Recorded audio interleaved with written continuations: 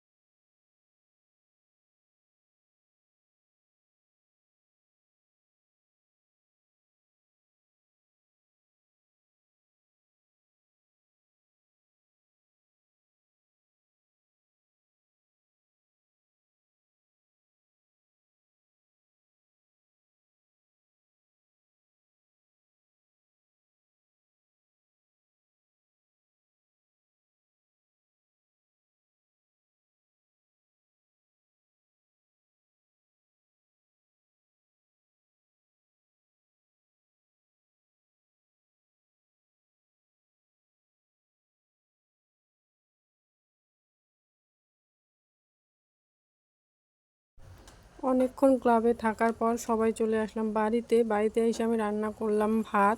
আর এখানে আমার বর নিয়ে আসছে খাসির মাংস রান্না করলাম আর বানালাম কাঁকরোল ভাজা। আর ক্লাবে যেহেতু অনুষ্ঠান হবে সেই উপলক্ষে একটা ফুচকার দোকানও আসছিল, ওখান থেকে আমার বরবাবু নিয়ে আসছে ফুচকা।